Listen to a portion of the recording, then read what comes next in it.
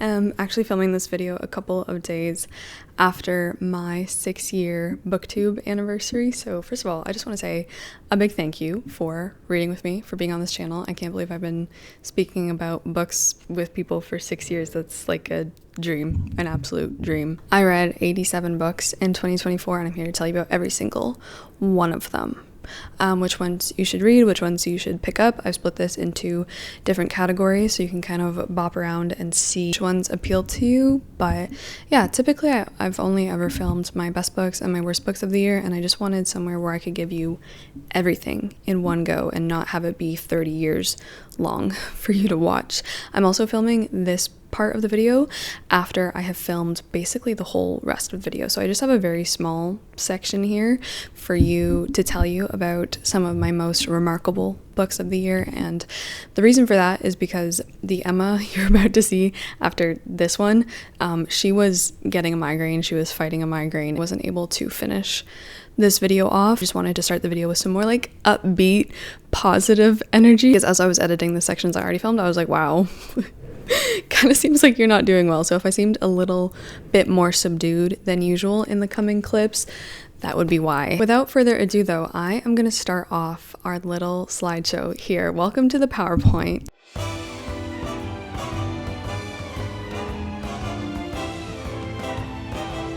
Some of which are less than reputable. First category that I want to start you off with, just to give you something good, something positive to take on your way, is more of this in 2025, please. So this is the category of books that I just loved. Not all of my like best books of the year are on this, because as you'll see, I have some more like pretty specific categories coming your way, but these are books that I just like want more. I want to discover more books like this in the new year. I love these books. The first one on here is Regrettably, I'm About to Cause Trouble by Amy McNee. I love this. I love this so much. This was actually the first or the second book that I read in 2024. Adored this. I want to own this book. This is historical fiction, not really a retelling, but it's set during the period of King Henry VIII at the time when he's married to Anne Boleyn, and we follow this noblewoman who's about to be married off, but because she has this ugly, hideous, superstitious birthmark on her upper thigh, her husband is like, and it follows her joining like the witches, shall we call them, of the town. The next one is Junji Ito's Cat Diary. So fun. This is my first Junji Ito. I'd never read him before, and I want to read more of him in 2025. This is basically a very short little, yeah, it is horrifying, horror piece about his cats, Yawn and Moo. I was like, wow, this is a little bit spooky. Then we have The Beautiful Ones Are Not Yet Born. This one did make it onto my best books of all time, of 2024. Really enjoyed this. If you want to hear more about this one, that's in this video, but yeah, I would love to read more like this. I don't know what else Ai Kwai Arma has written, but I feel like I will be going to check that out very soon. Lighthouse Keeping by Jeanette Winterson. This is my first Winterson that I had read in a while, and I really love her writing style. I want to find more people that write like her. Especially in Lighthouse Keeping, I really love like the quirky, interesting way that she writes sentences. This is about a young girl who doesn't know who her father is. One day she loses her mother, and so she is sent to live with the lighthouse keeper. And it's nice, it's so cool, but it's also a dual narrative between this girl who we're following and the story of maybe the person who inspired Robert Louis Stevenson's The Strange Case of Dr. Jekyll and Mr. Hyde. Murders by Yukito Ayatsuji. I really like this. I did a whole video on this one with my brother solving this one. This one was a spooky murder mystery. It was well written. It was actually solvable, and it was so atmospheric and like actually kind of spooky. This is about this man who lives in this like very secluded manor house. He's basically exiled himself from society because in his youth, or in his young adult years, he was in a very serious car crash, and he was disfigured from this crash, and so he wears this mask all of the time now, and it's about people who are coming to his manor house, like very like upper class rich people, because his father, I think, was a very famous painter, and so his house is basically like a museum of all of these famous paintings, and he has the rights to show them off. And so once a year, or is it once every 5 years? Once a year, I think, he invites all these people to come and see the paintings, and things don't go well. I thought this was really spooky. I really liked it. I really liked it. So if you want to like see spoilers and everything for this, you can check out our video where we try to solve it. Next one, The Membranes by Chitawe. This also made it on to my best books of the year. Really liked this. I thought this was pretty unique, and like the synopsis of people living on the bottom of the ocean, that was interesting. What I want more of is more sci-fi. I want to read a lot more sci-fi in 2025, and more sci-fi like this that had a lot to say about a lot of very startling topics.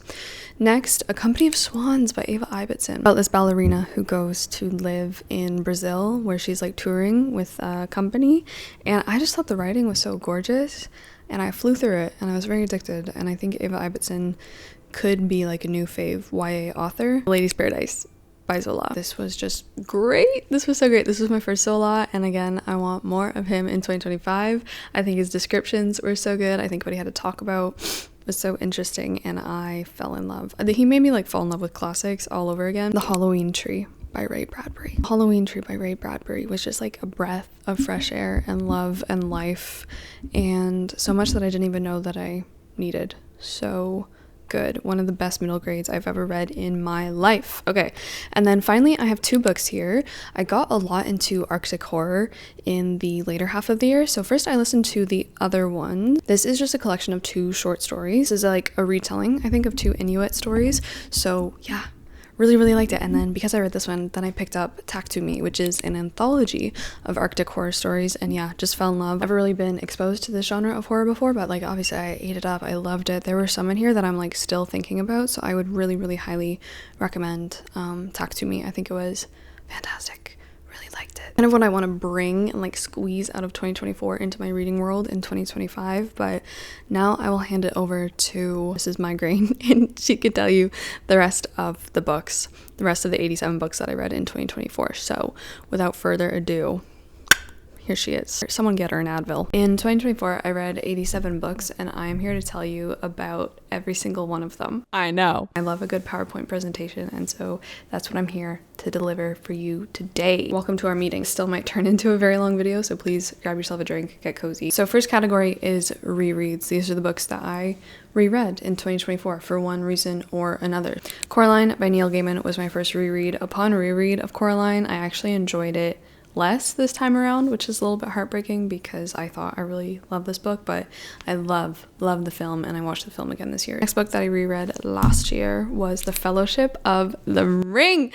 This one ended up on one of my best books of 2024. It was just the whole Lord of the Rings series because I read all 3 installments, and it was just the best time of my life. I don't need to talk about this anymore, but it was just so good. I read Fellowship of the Ring many years ago, and upon reread, it was just even so much better. I enjoyed it so much more. It was incredible. So 5 stars all around. Next reread, A Castle in the Clouds. A Castle in the Clouds. I try to reread this book every December. This is one of my favorite books of all time. This is an Emma classic, if you will. This is a 5-star. This is about a girl working in a Swiss hotel at a very fancy, like kind of older hotel with a lot of quirks. There's so much going on in this book, and I just love this to death. And the smile that is uponeth my face when I read this book is truly like nothing else. I read it like literally on the days that it's kind of set because it's right before Christmas. I think it starts on like the 22nd or 23rd, and then it goes all the way until New Year's Day. So I just really, guys, special place in my heart. It never gets old. It never gets boring to me. Next up, we have Progress. Progress was made this year, if you can believe it or not, in some series. Do I need to update like my series video? Did I accidentally start some Did I start some series in 2024? Yeah, absolutely I did. Being said, I did make some progress, and I'm very proud about it. I read the sequel to Heaven and Hell by Jan Kalman Stephenson, which is The Sorrow of Angels. I didn't like this one as much as the first book, unfortunately. This is a trilogy, so now I just have to read the 3rd book and then we'll be done. This is set in Iceland, and it's really miserable. It's about kind of like survival, and it's about more than that. It's poetry, absolutely beautiful language, but I just enjoyed The Sorrow of Angels a little bit less than Heaven and Hell, so I would still really recommend this series. Next series that I made progress in, Spy Family. I actually started Spy Family in 2024. I read volumes 1, 2, 3, 4. I read the first 4 volumes in 2024. I fell in love with this. I went through a pretty heavy Spy Family phase in the spring. Loved it to pieces. I think it's hilarious. I think it's incredibly charming. This is about a makeshift family that our main guy who you see on the cover, Lloyd Forger, gets together to enact this top secret mission that he has, which involves him having to build a family, and it's really fun. And I have volume 5 on my shelf. So I started a series, but to be fair, I made, I think, some good progress in it. I reread, of course, Fellowship, and then I finished The Lord of the Rings. That was the first series that I finished this year. I read Fellowship, Two Towers, Return of the King. So good. 5 stars to each book. Technically, I know it's one book, but 5 stars to each. Just so good. Favorite still remains The Fellowship. I always wanted to read the entirety of The Lord of the Rings, so now I can check that off. And if you want to join in with me and Carolyn for our book club Game of Tomes to read the Silmarillion, we will be doing that this year, so you can check out this video to learn more. But yeah, I'm so happy I checked off Lord of the Rings, and also I wish I could always be able to read this book for the first time again.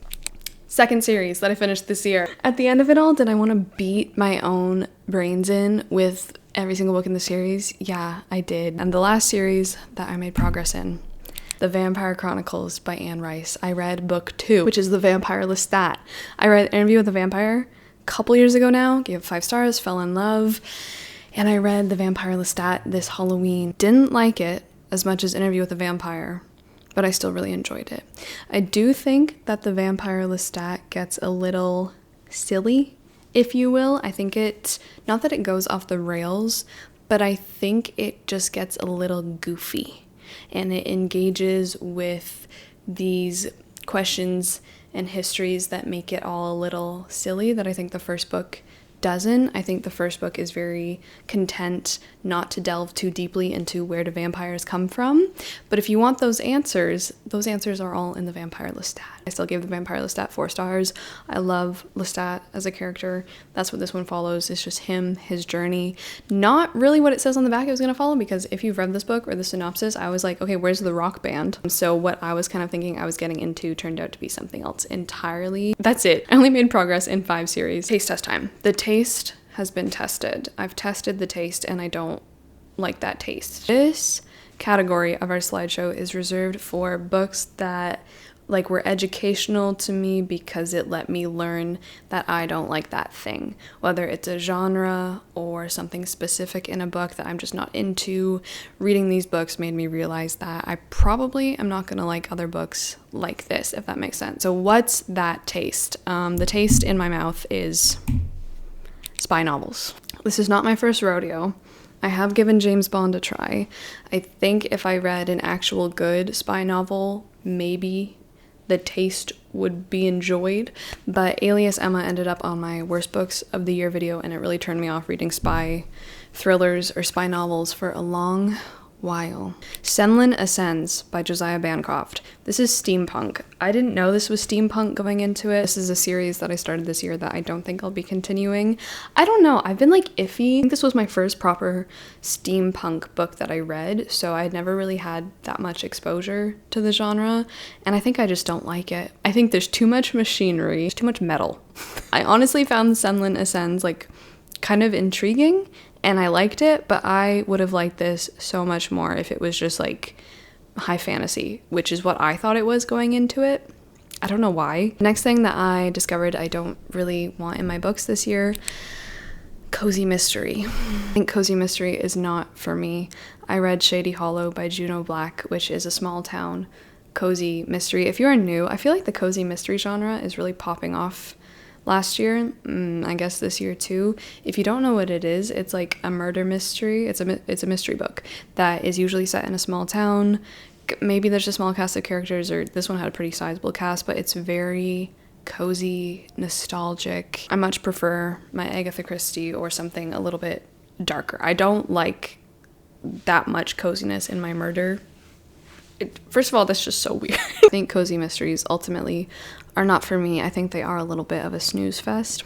The Palace of Dreams. Okay, let me explain this one because this was an excellent novel. This one we read for the World Tour Book Club for Albania, and I did like the novel, but something that I've been testing out for a number of years now, I feel, is books about dreams and books about the unconscious, I'm just so not there. If there is, let me tell you, the dread and like ugh that I feel when I'm reading a book and all of a sudden the chapter starts with like our protagonist in a dream or having a dream or someone's describing a dream that I have, I hate it. I don't know why I hate it. I don't know why I find it so boring. I'm just like, I don't like dream sequences in novels and in film. I'm just like, get me out as soon as possible. Like, I don't care. I don't want to be in the dream, even if it has something to do with the plot or it's important. I just don't want to be in the dream world. I really don't like it. The Palace of Dreams, which deals with a totalitarian regime which captures, absorbs, and like analyzes the dreams of every single citizen in its empire.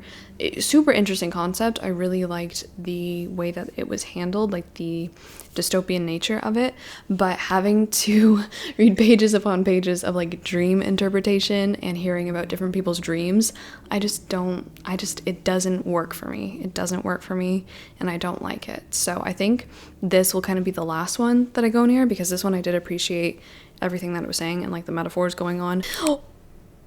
Jonathan Strange and Mr. Norrell by Susanna Clarke. Why is this here? This is here because I have found out through this book, completely didn't know this about myself, but I don't like pastiche of like Charles Dickens, like pastiche of Old English lit. I don't want modern novels. I don't like when modern novels try to imitate past authors for an effect, or I didn't like it in this case, and I have a feeling that was one of my main issues with the book, and I feel like I won't like other books that try to do the same, because Susanna Clarke takes a writing style that's extremely similar to Charles Dickens, Jane Austen, other writers of the period, and she uses it to craft this England that she's writing about. It's very much homage and also parody on like this writing style, this time period, because we follow two rival magicians in England during the time of Napoleon who are having disagreements, but also they're partners for a little bit, and they're trying to see how they can use magic in the fight against Napoleon, which sounds exciting. I didn't love this book on the whole, but I really didn't like it. I was just like, I would rather read Charles Dickens or Jane Austen. It's impressive, but I don't like it. This is what my reading has taught me this year, the things that I want to avoid. The taste has been tested. Okay. We have Sleepy Time Tea.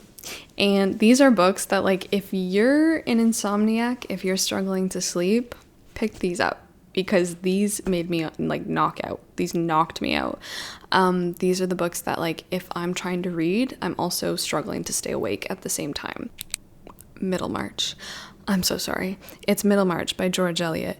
I honestly really like this book on the whole. Okay, I really do like this book, but some sections trying to read Middlemarch. I'm that little bear on the tea box, and he's like in his rocking chair and he's drinking, and in the other hand he has Middlemarch. That's me. Next up, A Wizard's Guide to Defensive Baking. A Wizard's Guide to Defensive Baking by T. Kingfisher. This was just really boring. I wanted to like this book. There were so many things I found charming about this book, but ultimately it was so repetitive. The same things kept happening and it went nowhere. Just the same scenes written over and over again. Okay, the next one is The House of the Spirits. The House of the Spirits by Isabel Allende. Okay, let me also say this. This book, first of all, taught me so much. Super appreciative towards this book, but I think this was one of the books that had been hyped up for me for so many years, and then I got to it and I was just so not engaged with it. Something about it and the characters and the way that it was written just did not work for me. Pretty in love with like the plot and like would have been so much more attached to the characters. I just think it's really her writing style that just did not work for me. So, and the last one here is The Age of Magic by Ben Okri. This one ended up in my worst books of the year. Did not enjoy this. And every time I picked it up, I was like, oh, here we go again. Next, we have The Reading Slump Cure-All. If you've been looking for a tonic that is going to cure your reading slump, if you are in deep, if you have not been picking anything new up to read, if you're feeling stuck, if you don't want to read these books, at least for me, these books did. They made me fly through them. They ignited my love for reading again, and they got me in the most zesty reading mood where I'm like, I just want to sit and read, which I love. I love it when I'm in this mood and I just feel like I want to read everything and everything is good. And I'm like, oh, books are amazing. So hopefully these will do the same for you, because the first one is Nervous Conditions by Tsitsi Dangaremga. This one ended up in my best books of the year. And again, flew through it. I can't put my finger on why. It's similar to when I read Hemingway. I just sit and it's like I can't get up. I just read and I'm just addicted to it. That's exactly what happened with Nervous Conditions. The next one, The Count of Monte Cristo. Yes, I have never loved reading like I have loved reading when I was reading The Count of Monte Cristo. I'm just glad that I know in my mind that in the timeline, me a year ago is sitting on a couch somewhere reading The Count of Monte Cristo. I'm happy that's happening for her. I'm so happy that's happening for her, and I wish I was her right now reading, because wow. This one might seem counterintuitive because it's about like 1,300 pages, and I know a lot of people, when they're trying to get out of a reading slump, like to read something short, snappy, get them back on track. I would suggest you try the opposite. The Count is really, really, truly just something special. Incredible. I was literally addicted. Was not expecting The Count to have this effect on me. 5 stars. Okay. The next reading slump cure-all is Slaughterhouse-Five by Kurt Vonnegut. I read Slaughterhouse-Five in one sitting. I found this at an airport book box, which is such a fantastic idea. I've only ever seen it done in Newfoundland.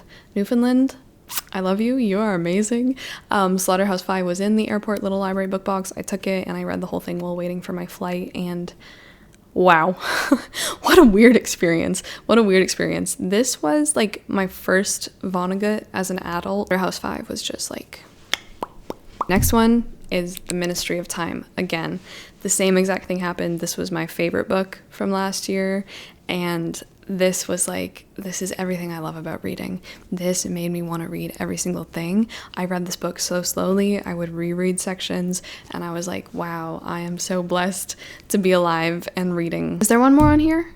There is. Stronger, Faster, and More Beautiful. This is the only audiobook on this slide by Arwen. This is by Arwen Ellis Dayton. Really liked this, and for me, it's a lot harder for an audiobook to make me want to keep listening. Like if it's a book, I'll pretty consistently pick it up, but if it's an audiobook, I find that I'm more likely to listen to a little bit, put it down, listen to a little bit, put it down. But with Stronger, Faster, and More Beautiful, I just wanted to keep listening.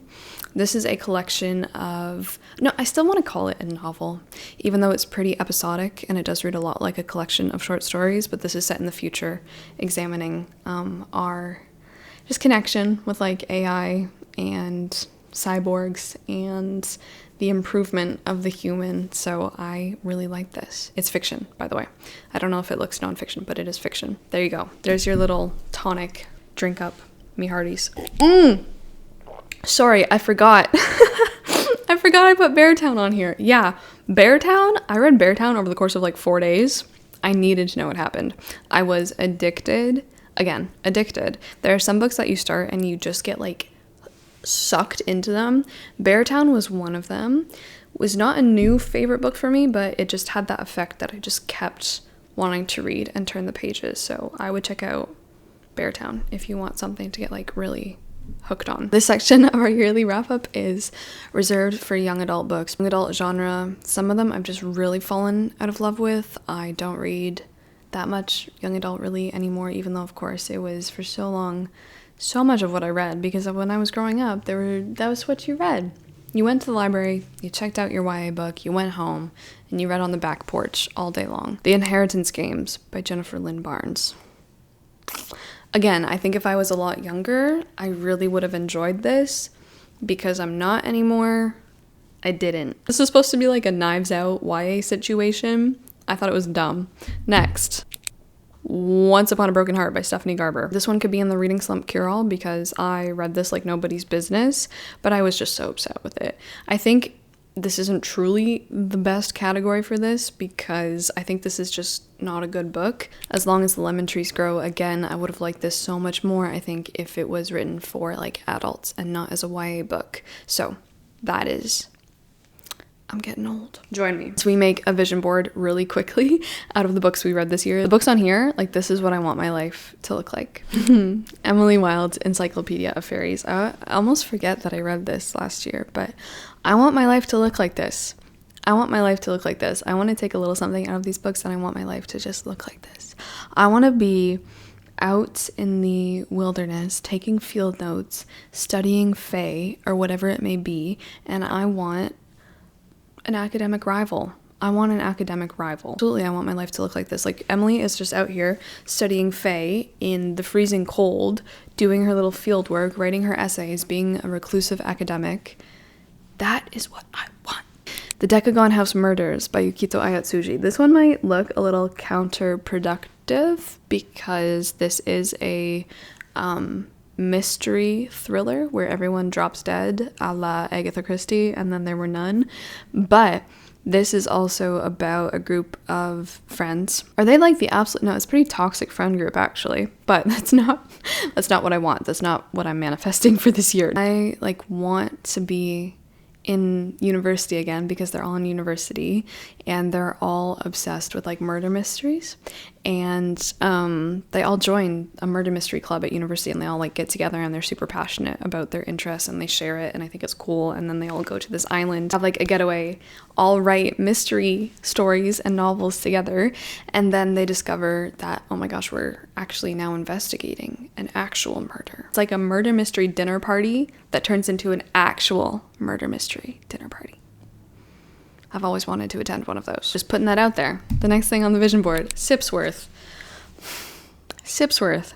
This is one of the sweetest books I've read this year. This is all about community and love and friendship. It's about the power of friendship.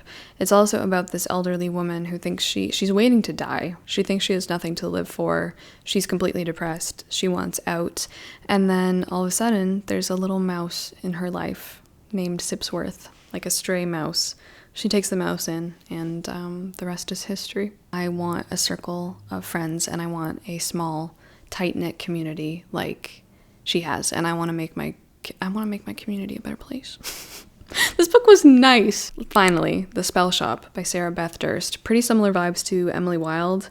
Everything in this world is magical. It's about this girl. She moves back to her small island hometown. She opens up a jam shop that's kind of a front for smuggling people's spells, and it's cute. And she has a familiar talking spider plant, and there's also cats who fly, waiting for Kelsfer to grow them wings. This is what I want my year to look like. Is it too much to ask? Gave you my mind blindly. How do I explain this? These were books that were about topics that I love so much that I will blindly pick them up. I will blindly read anything having to do with the topics that I'm just like really in love with and that I kind of obsess over. If you're new here, that's snow and hotels. Mostly glacier we're talking when I talk about snow and ice and hotels. So, number 1, Agents of the Four Seasons. As you can imagine, this featured the Four Seasons, and winter was a main character. I didn't like this. This was weird. We have Catfish Rolling by Clara Kumagai. This one I think could have been good. This is a middle grade, but it was so all over the place. I picked this one up because it has to do with time and our perception of time, and it had one of the coolest sounding premises I had heard of in a while. There were, I think, a series of earthquakes in Japan that created, because they were so powerful, created different time zones. Like, it created places where time either ran a little bit faster or slower than normal. We're following a girl who is dealing with the grief of like losing her mother in one of these time zones, and really cool stuff with like geology. I think this book was just a bit of a mess overall. Then we have She and Her Cat by Makoto Shinkai. Yeah, I picked up this manga because it's about cats. Love cats. I have cats. I don't know. I'm like, why do you have to draw her this way when she's just lounging at home with her cats? Like, you don't have to. You don't have to do it. And finally, we have Antarctica Station. There it is. There's more snow, more winter, and of course, Antarctica. This one ended up on my worst books, possibly the worst book I read all year. This is a thriller, and it's so not good. It's so not good. If you want to hear more, it's in this video.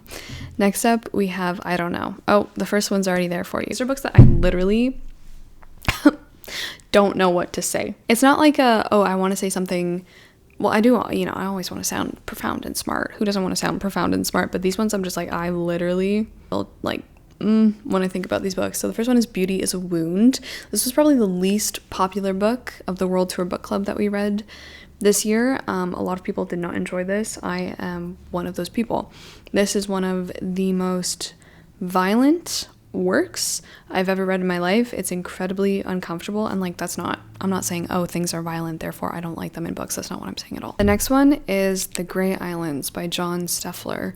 This is a collection of poetry about an Ontario man a Toronto man's, if you will, who goes and lives in Newfoundland, and he's kind of supposed to be like the city planner there, and he quickly realizes that things are just like different. Thought he was gonna like be the hero of this small city, when in reality it's not a very like shiny, glistening job. It's like, hey, like bears are eating our trash. Here's the thing. I think a lot of the books on this list, how do I put this? I'll just try to tell you about it in a different way. I recently watched The Revenant for the first time ever. And I watched the whole thing, and throughout the whole movie I was just like, this is on you. Like, this is your fault. The whole survival narrative, taking down Thomas Hardy, I was just like, am I supposed to be invested in this? You're operating on this, like, here it is. Okay. You're operating on this, like, value system that is just so abhorrent and strange to me that I literally don't care. Like, the whole time he's getting, like, mauled by the bear, I was like, what did you think was gonna happen? The whole time watching The Revenant was just like, this is a you problem. The next one is The Devil You Know by KJ Parker, which again sounds very interesting because it's about this man who makes a deal with the devil. He's like, I want you to expand my life by however many years so that I can finish my great work, because he's a philosopher, and everything in this book is based off of ideas and based off of a value system. It makes you feel like such an outsider. It makes you feel like, is this what the world is all about? And it makes you just really angry. Okay, and the next one,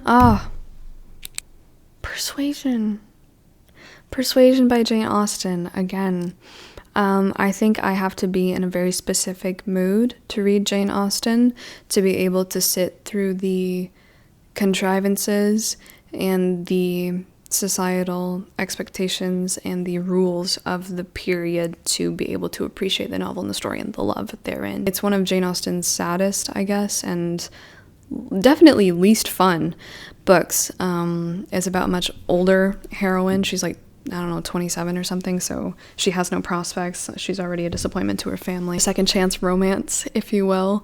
But the whole time, I'm just like, oh my god. I think because I read it in Newfoundland, surrounded by nature, where I'm like, the only rules are nature's rules, and I just cannot stand another conversation in a parlor room where we don't say anything, where no one's actually talking about what they mean because they can't, because it's not allowed, because it's not correct to say certain things or say how you feel or show certain emotions. I was just so over it. I was so over Jane Austen. Can you believe that? Except we just have straight up crimes. Straight up crimes. I think these books committed some pretty serious crimes. If you've read 1Q84 by Haruki Murakami, those scenes in the book, can't tell you what they are, don't want to tell you what they are, would recommend you not go find out what they are, but I want to dunk my eyes in bleach straight to jail. And The Christmas Murder Game. This is also possibly my worst book of the year. How many years should this book get for the line, it's funny how yeast in champagne is good, but in an infection, it's bad? Make it new. What is this category? Oh yeah, okay, these are just books that I thought were unique. These are just books that I honestly thought were unique, and they did a little something that in my reading journey I had never seen before, and I was really into. The first one is Like Water for Chocolate. This was the first book that we ever read with the World Tour Book Club. This was for Mexico. This one, as you can see by the little title there, a novel in monthly installments with recipes, romances, and home remedies, was so cool because each chapter would start with a recipe, and then for the rest of the chapter we would like learn how to make that recipe and the style of cooking, the method, however they were preparing this dish had something really profound and intimate to do with what was going on in the plot. And I thought that was so cool. The next one that had a cool gimmick was If on a Winter's Night, A Traveler. Again, one of my favorite books of the year.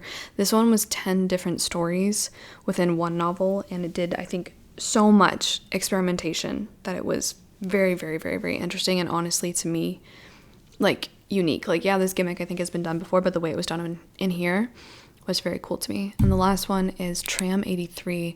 Again, I think this was something new, something fresh. This one plays a lot on the rhythms of jazz and like uses jazz and the call and response to inform and like influence its narrative. Very cool. We have the next category, which is I'd rather take my whiskey. Say it with me. Too sweet for me. My heart's been frosted over in recent years. So really sentimental books, they're just never gonna be the ones, or maybe they will be, you know, when it gets defrosted, but for now, no. Sweet Bean Paste by Durian Tsukikawa. I like these, okay? I like these books, but I couldn't like them anymore because I just thought they were a little too mushy, I think. The Housekeeper and the Professor, again, really sweet, but where I've heard like so many people being like, oh my god, I love this book to bits and pieces, I cried my eyes out. I'm like, where I didn't feel it. And finally, Every Blade of Grass by Thomas Wharton, which surprised me, upset me. Again, I think this one just felt a little bit too emotionally forced. Next category is romance I rolled my eyes at, so romance that I just did not like this year, which, spoiler alert, was most of them. Okay, first up we have Take a Hint, Danny Brown by Talia Hibbert. I'm so sad. This is the I actually made progress. I forgot to say I made progress in the series, but I did. This is the second book in the Brown Sisters trilogy. Did not like this as much as Chloe, and I just was not into the relationship. We have Twisted Games, one of my worst books of the year, and I just found out, let me know if this is true, that apparently there's gonna be is it a TV series or a movie based on this thing? Then we have To Have and to Hoax, again ended up on one of my worst books of the year. Did not like this romance. We have Butcher and Blackbird by Brynn Weaver, which was like about two rival serial killers, but it just was not. Then we have romance I didn't roll my eyes at. So first up is Half a Soul by Olivia Atwater. I really like this. I thought there was a lot to like about this book, including the romance, but I thought the plot, like the main plot, this one had a lot more to offer than just the romance, so I really enjoyed it. Then Magnolia Parks, I surprisingly enjoyed myself with. Again, very addictive. I think if you're in a reading slump, this might be the one for you again. But yeah, I didn't like the romance, but I thought it was so toxic. If you like Gossip Girl, this one, very entertaining. The Winter King. The Winter King by C.L. Wilson. This was my favorite romance that I read all year. I read this in December. So good, so good. This book needs something better, a better cover, first of all, to get it out to people, because this was so good. This was actually so good. Again, like, the romance is a big part, but this book has such a plot, such a good plot. Oh, it's such a good fantasy. I was obsessed with it. Of course, we're in like this winter kingdom, which I love. There's so many characters and side characters to fall in love with. I love the romance, but that wasn't even like kind of the main thing of the book for me. I was just so hooked, and I was so sad when it was over. There are more in the series, but this is the only one I think set in the winter world, in the winter kingdom, in this fantasy world. I actually thought it was spectacular. I loved it. I was giggling, I was laughing, I was having such a good time, because there's actually so much intrigue and politics, and there's a huge lore to this world. There's gods and goddesses. I thought it was great. I was so impressed, and I'm so glad I bought this. Favorite romance of the year was The Winter King. Next, okay, Sea of Ruin, I didn't like, by Pam Godwin. I didn't necessarily roll my eyes at this, but I was just like, I don't think this was badly written, and I would have loved for this one to have just as much plot as The Winter King did. I think Sea of Ruin should have had some more plot to it, but this is like a pirate romance. We have NonFiction. The NonFiction that I read throughout the year, they're kind of really related to topics that either I just want to learn more about, or I see one and it catches my eye, and I tried to read more NonFiction in 2024, so let's see what we got. Number 1, Conspicuous Consumption by Veblen. This is a little like thought piece, I guess. It's really a satire on consumption and like consumerism. It's called The Unproductive Consumption of Goods is Honorable. So yeah, it's just a satire about the upper class during this time period, and just the absolute consuming, buying, and performative nature of capitalism. So the next one is Bleed, Destroying Myths and Misogyny in Endometriosis Care by Tracy Lindemann. I went on a little bit, just like a little bit of a journey, because they never let you get that far, do they? In 2024 to working towards, or just like trying to see if like I have been dealing with endometriosis. Still waiting. It's really opened my eyes to a lot of things. This was a hard read. The next one I read was EMDR Therapy and Somatic Psychology. This is a textbook, and this is a textbook that's definitely meant for therapists. Like, it talks a lot about how to act and how to perform these like interventions in a treatment or therapy session. So pretty weird one to listen to, but I just kind of wanted a perspective, or I just wanted to know, really, if like you're a therapist and you're learning about these things, what is it like, I guess? And I just wanted to know more about somatic psychology. So honestly, there's a lot of exercises in this book that are, I think, good. Would I recommend this? No, because this is just straight up a textbook. I think I could have found something better. Then I read Botanical Folktales of Britain and Ireland by Lisa Schneidow. This was interesting. This was cute because this takes different myths and legends about like different plants, and it arranges them into the different seasons, and then it tells you all the different stories categorized by season, which I think was cute. So this would be fun to read throughout the year. The next nonfic I read was Big Mall. This made it onto my best books of the year. This is by Kate Black. I thought this was great. You can hear more about it in my best books video. The next one I read was Buddhism, A Very Short Introduction.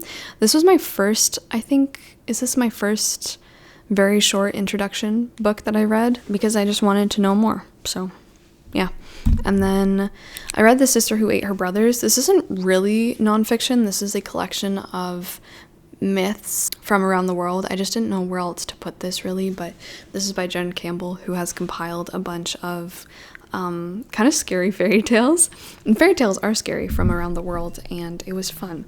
Then I read Grow Your Money, Learn How Investing Works by Bola Sukumbi. This is good because this is written with like the perspective that women just are not given as much information, or are just not taught as much about money and investing. I don't know how useful this was for me, because a lot of this is from the perspective of someone like living in the US, so things are obviously different here, but I still found that this was good to like introduce different like topics and just teach you different like simple definitions. I guess I was just trying to girl boss it up. And finally we read The Snow Leopard by Peter Matheson. Loved this a lot. Another favorite nonfiction I read, this is like a travel memoir about Peter Matheson's time in Nepal, his time on an expedition to find maybe the elusive snow leopard. And then this is a category for audiobooks. I think these ones really worked as audiobooks, and I would recommend that you listen to these books. So first up we have 10 minutes 38 seconds in This Strange World by Alicia Fack.